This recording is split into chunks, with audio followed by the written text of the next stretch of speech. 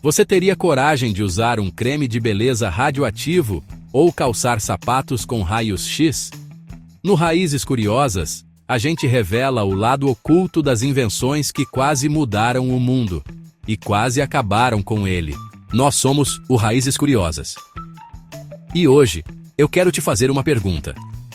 Você já imaginou que algumas das invenções mais geniais da história, aquelas que prometiam revolucionar o mundo, eram, na verdade, extremamente perigosas?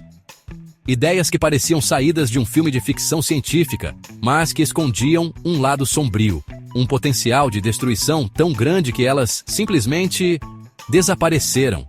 É uma jornada fascinante pela criatividade humana, mas também um alerta sobre os perigos de voar perto demais do Sol sem a devida proteção. Pense bem: carros movidos a jato, sapatos com raios X para ver se o calçado servia, e até mesmo cremes de beleza que prometiam o rejuvenescimento eterno usando radioatividade. Parece loucura, né? Mas tudo isso existiu. Eram produtos vendidos em lojas, anunciados em revistas e considerados o futuro. A humanidade sempre buscou o progresso, a inovação, mas nem sempre mediu as consequências. Às vezes, a linha entre a genialidade e a insanidade é mais fina do que a gente imagina. E é exatamente nessa linha que vamos caminhar hoje.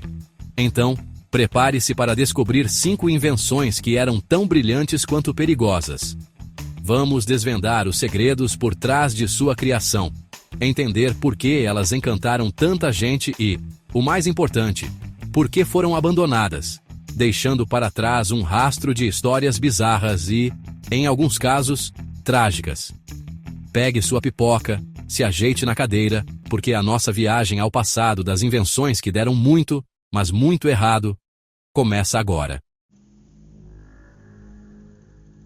Vamos começar nossa jornada no início do século XX, uma época de otimismo e descobertas científicas incríveis. Uma dessas descobertas foi o raio-X, por Wilhelm Röntgen, em 1895. Uma tecnologia que permitia ver através do corpo humano. Era mágico, era revolucionário. E como toda grande novidade, as pessoas queriam aplicá-la em absolutamente tudo, inclusive em algo tão banal quanto comprar sapatos. Sim, você ouviu direito. Surgiu então o fluoroscópio de calçados, também conhecido como pedoscópio. Era uma máquina enorme, geralmente feita de madeira, com um visor na parte de cima. A ideia era simples. O cliente colocava o pé dentro de uma abertura na parte de baixo.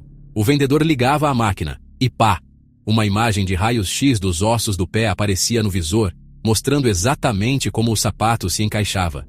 Era o fim dos sapatos apertados, a promessa de um conforto perfeito. Os pais adoravam, levando seus filhos para verem seus próprios ossos se mexendo dentro do sapato novo. O problema? Ninguém, absolutamente ninguém, tinha a menor noção dos perigos da radiação naquela época. Os vendedores, que operavam essas máquinas o dia todo, recebiam doses cavalares de radiação diariamente. Eles enfiavam as mãos dentro do campo de raios X para ajustar os sapatos, sem qualquer tipo de proteção.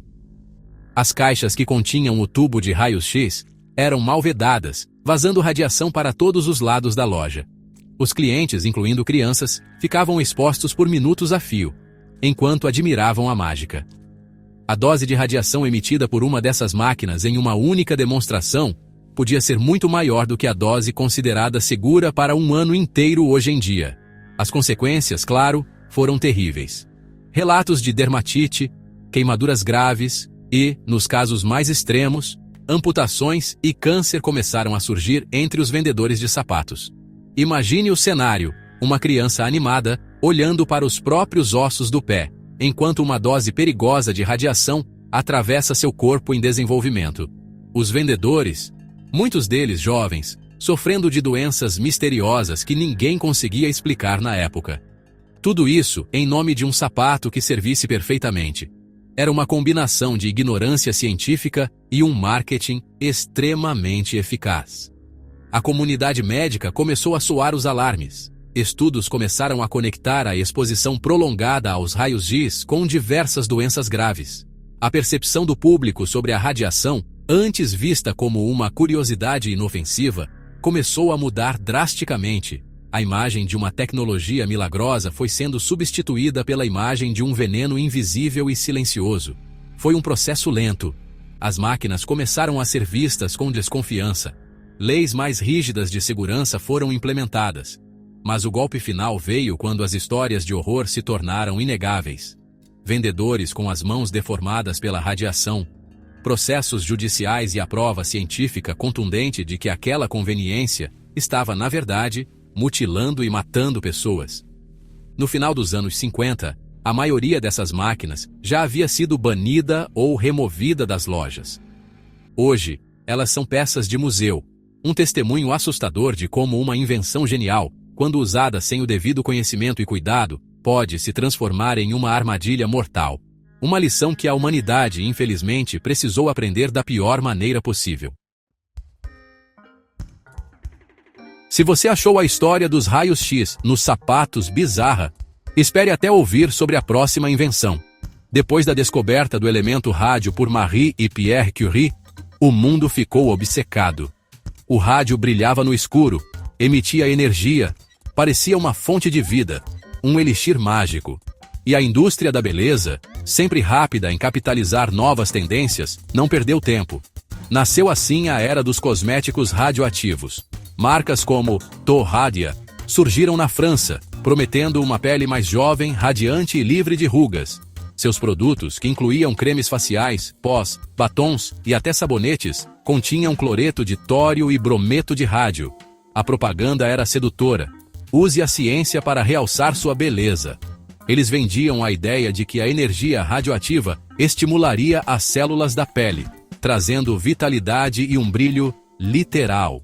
As pessoas compravam essa ideia sem questionar, afinal, vinha com o selo da ciência.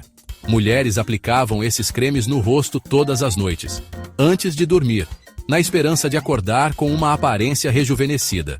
Pequenas doses de veneno sendo absorvidas pela pele, dia após dia. O perigo era invisível, silencioso. E os efeitos não eram imediatos, o que tornava tudo ainda mais traiçoeiro. Mas não parou por aí. A loucura radioativa se espalhou para outros produtos. Existiam águas revigorantes com rádio, vendidas como tônicos para a saúde, chocolates radioativos, supositórios e até mesmo um aparelho chamado Radiendocrinator, que era uma pequena caixa contendo rádio, projetada para ser usada, bem, nos testículos dos homens durante a noite para aumentar a virilidade. É sério, não estou inventando. Um dos casos mais famosos e trágicos foi o de Eben Byers, um industrial americano rico e atleta. Após uma lesão, seu médico recomendou uma bebida chamada Raditor, que era basicamente água com rádio. Byers ficou tão convencido dos seus benefícios que bebeu quase 1.400 frascos ao longo de alguns anos. O resultado foi horrível.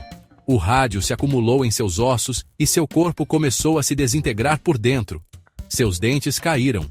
Sua mandíbula inteira necrosou e teve que ser removida. Buracos se formaram em seu crânio. Ele sofreu uma morte lenta e agonizante, que foi extensivamente noticiada pelo Wall Street Journal, com a manchete: "A água com rádio funcionou bem, até sua mandíbula cair." A história de Byers foi um choque de realidade para o público e para as autoridades. A morte dele e de muitos outros, como as Radium Girls, operárias que pintavam relógios com tinta de rádio e lambiam os pincéis, expuseram a verdade terrível por trás da magia radioativa.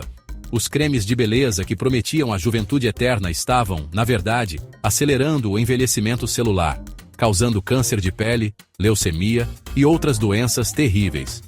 A beleza radiante era, na verdade, o brilho da morte. Lentamente, a regulamentação começou a apertar. A Food and Drug Administration, nos Estados Unidos, ganhou mais poder para proibir produtos perigosos. A percepção pública mudou do fascínio para o medo. As empresas que vendiam esses produtos faliram ou mudaram de ramo discretamente.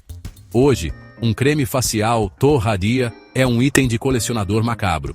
Um lembrete de que nem toda promessa científica é benéfica e que a busca pela beleza pode, às vezes, ter um preço alto demais. Vamos deixar a radiação de lado por um momento e viajar um pouco mais para o passado, para a Era Vitoriana. Uma época de invenções mecânicas, cartolas e um senso de, digamos, ousadia um tanto questionável. É nesse cenário que surge uma das invenções mais icônicas e impraticáveis de todos os tempos, a penny farthing, ou, como conhecemos, a bicicleta de uma roda gigante. Com sua roda dianteira enorme e uma rodinha minúscula atrás, a penny farthing era um espetáculo. Ela era o símbolo de status para os jovens cavalheiros da época. Era rápida, imponente e exigia uma habilidade e coragem consideráveis para ser pilotada. O nome penny farthing vem da comparação das rodas com as moedas britânicas da época. A grande penny, que era 1 centavo, e a pequena farthing, que era 1/4 de centavo. Mas por que essa roda gigante? A razão era puramente mecânica. Naquela época, as bicicletas não tinham correntes e engrenagens como as de hoje. Os pedais eram fixados diretamente no eixo da roda dianteira. Isso significava que, para cada volta completa do pedal, a roda também dava uma volta completa. Para ir mais rápido, a única solução era aumentar o diâmetro da roda. Quanto maior a roda, maior a distância percorrida a cada pedalada. Simples, né? Só que essa solução criava uma série de problemas mortais. Primeiro, subir na bicicleta já era um desafio atlético. O ciclista tinha que correr ao lado dela, usar um pequeno degrau na parte de trás para se impulsionar e pular na sela, que ficava a mais de 1,5 metro do chão. Uma vez lá em cima, o centro de gravidade era perigosamente alto. Qualquer pequeno obstáculo no caminho, uma pedra, um buraco, um cachorro, podia ser catastrófico. O acidente mais comum e temido era o header, ou cabeçada, em tradução livre. Se a roda dianteira parasse bruscamente, a inércia arremessava o ciclista de cabeça por cima do guidão, direto para o chão. Lembre-se, não existiam capacetes. As ruas eram de paralelepípedos. As quedas frequentemente resultavam em fraturas, concussões e, não raro, na morte do ciclista. Era uma forma extremamente elegante de quebrar o pescoço. Descer uma ladeira era outra aventura de alto risco. Como não havia freios eficientes, a única maneira de controlar a velocidade era pressionando os pés contra a roda em movimento ou pulando fora e torcendo pelo melhor. As mulheres, com suas saias longas e espartilhos, estavam praticamente excluídas dessa modalidade esportiva, que era vista como um clube exclusivo para homens audaciosos, ou tolos mesmo. Apesar dos perigos óbvios, a penny farthing teve seu momento de glória.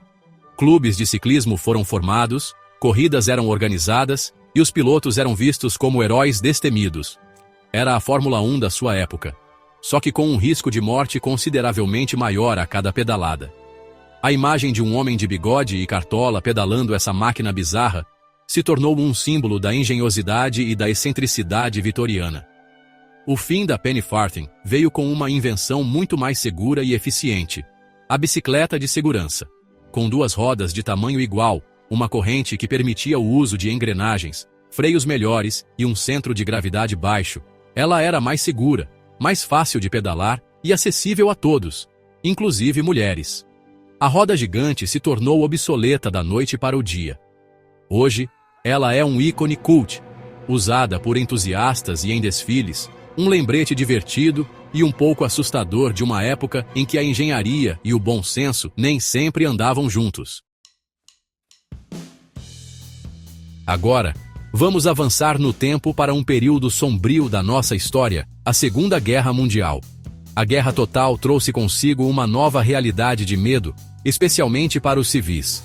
Bombardeios aéreos eram uma ameaça constante, e com eles, o pavor de ataques com gás venenoso, uma arma terrível que havia deixado cicatrizes profundas na Primeira Guerra. A proteção se tornou uma prioridade, e isso incluía as crianças. O problema é que as máscaras de gás padrão eram aterrorizantes, eram escuras, tinham um visual alienígena e eram desconfortáveis. Colocar uma daquelas em uma criança pequena era uma receita para o pânico e o trauma. Como convencer uma criança a usar algo tão assustador que mal a deixava respirar em um momento de puro terror como um ataque aéreo? A solução encontrada pelos designers britânicos foi, no mínimo, bizarra. Eles decidiram criar uma máscara de gás que fosse amigável. O resultado foi a Mickey Mouse Gas Mask. Sim, você não entendeu errado. A máscara era feita de borracha vermelha brilhante, com um filtro azul, e um design que, com muita boa vontade, tentava se assemelhar ao rosto do personagem mais famoso de Walt Disney. A ideia era transformar a experiência traumática de usar uma máscara de gás em uma espécie de jogo, para que as crianças a aceitassem mais facilmente. Imagine a cena: as sirenes de ataque aéreo soando, a família correndo para o abrigo antiaéreo, e os pais tentando colocar no rosto do seu filho uma versão demoníaca do Mickey Mouse. A intenção pode ter sido boa, mas o resultado foi algo saído diretamente de um filme de terror. O sorriso fixo, os olhos vazios do visor, a cor berrante. A máscara era mais assustadora do que a versão para adultos. Era a personificação do pesadelo. Além da máscara do Mickey, existia também um modelo para bebês, que era ainda mais perturbador. Era um tipo de capacete de aço que envolvia todo o corpo do bebê, com uma grande janela de visualização e uma bomba de ar manual que os pais tinham que operar constantemente para garantir que a criança não sufocasse. Era uma engenhoca claustrofóbica e macabra, um testemunho do desespero da época. Felizmente, essas máscaras de gás infantis nunca precisaram ser usadas em um ataque químico real contra civis no Reino Unido. Elas foram produzidas e distribuídas, e as crianças eram treinadas para usá-las. Mas o gás venenoso não foi uma arma utilizada em larga escala contra a população britânica como se temia. As máscaras acabaram se tornando um artefato de uma ansiedade coletiva, um símbolo do medo que pairava no ar. Após a guerra, a maioria delas foi destruída ou descartada. Elas representavam uma memória dolorosa que todos queriam esquecer. Nossa última parada é na década de 1950 e 60, a Era Espacial. A humanidade estava conquistando os céus com aviões a jato e sonhando em ir à Lua. A tecnologia de turbinas a jato era a coisa mais moderna e poderosa que existia. E os engenheiros automotivos olharam para aqueles motores incríveis e pensaram: e se a gente colocasse um desses em um carro? Nascia assim o conceito do carro a jato. A ideia era eletrizante. Imagine um carro de passeio com o poder de um avião de caça. Aceleração instantânea, velocidades nunca antes vistas em uma estrada e um design futurista que parecia saído de Os Jetsons. Grandes montadoras como a Chrysler, a General Motors e a Rover investiram milhões de dólares em pesquisa e desenvolvimento para tornar esse sonho uma realidade. O Chrysler Turbine Car, de 1963, foi talvez o exemplo mais famoso. Com um design arrojado e uma cor turbine bronze, ele era deslumbrante. A Chrysler produziu cerca de 55 unidades e as emprestou para famílias comuns em todos os Estados Unidos, em um dos programas de teste de consumidor mais ambiciosos da história. O objetivo era ver como um carro a jato se comportaria no dia a dia. E os resultados foram mistos. A turbina tinha algumas vantagens. Ela era mais suave que um motor a pistão, com menos peças móveis, e podia funcionar com praticamente qualquer combustível inflamável. Há relatos de que um dos engenheiros da Chrysler conseguiu fazer o carro funcionar com tequila, depois de uma visita ao México. Mas as desvantagens eram enormes e perigosas. Primeiro, o calor. A traseira do carro cuspia gases de escape a temperaturas de mais de 500 graus Celsius. Era o suficiente para derreter o asfalto, murchar plantas e, potencialmente, causar queimaduras graves em qualquer um que chegasse perto demais. Estacionar um carro desses na garagem de casa era um risco de incêndio monumental. O som também era um problema. Em marcha lenta, parecia um aspirador de pó gigante. Acelerando, era como ter um avião decolando na sua rua. A aceleração, embora potente, tinha um atraso significativo. Você pisava no acelerador e tinha que esperar 1 ou 2 segundos para a turbina encher e o carro finalmente arrancar. Isso tornava a condução no trânsito urbano uma experiência estressante e perigosa. Além disso, o consumo de combustível era absurdamente alto e a produção do motor era extremamente cara, o que tornaria o carro inviável para o consumidor médio. Mas o maior perigo era o potencial de falha catastrófica. Uma turbina de avião gira a dezenas de milhares de rotações por minuto. Se uma das pás da turbina se soltasse a essa velocidade, ela se tornaria um projétil de metal capaz de perfurar o chassi do carro e qualquer coisa em seu caminho. O risco de uma explosão, embora pequeno, era real e com consequências devastadoras. No final, as montadoras chegaram à conclusão de que os carros a jato eram simplesmente impraticáveis e perigosos demais para o uso civil. A Chrysler, após seu programa de testes, recolheu quase todos os seus turbine cars e os destruiu para evitar problemas legais e de imagem. Apenas alguns exemplares sobreviveram em museus. O sonho de ter um jato na garagem foi abandonado, e a indústria automotiva continuou focada em aprimorar o bom e velho motor a pistão. O carro a jato permanece como um e-se fascinante da história da engenharia, um vislumbre de um futuro de alta velocidade que era empolgante na teoria, mas explosivamente perigoso na prática. E aí, que viagem, hein? Do brilho mortal do rádio à velocidade explosiva dos carros a jato, vimos como a criatividade humana não tem limites. Essas invenções não nasceram de mentes malignas. Pelo contrário, nasceram de um desejo genuíno de progredir, de facilitar a vida, de inovar. O problema é que, às vezes, a nossa ambição corre mais rápido que a nossa sabedoria. Cada um desses objetos conta uma história sobre uma época, sobre os medos, os sonhos e, principalmente, a ignorância daquele tempo. Essas histórias são mais do que simples curiosidades. Elas são alertas, nos lembram que toda nova tecnologia, por mais promissora que pareça, precisa ser questionada, testada e compreendida em sua totalidade. Hoje discutimos inteligência artificial, engenharia genética, exploração espacial, temas tão revolucionários quanto os raios-x e a energia nuclear foram no passado. Aprender com os erros de ontem é a nossa melhor ferramenta para construir um amanhã mais seguro, sem precisar que nossa mandíbula caia para entendermos o recado. Obrigado por me acompanhar nesta jornada pelo Museu das Invenções Geniais e Perigosas. Espero que você tenha se divertido e, quem sabe, aprendido algo novo. Agora eu quero saber de você. Qual dessas invenções você achou mais assustadora? A beleza radioativa, a bicicleta quebra-pescoço ou a máscara de gás do Mickey?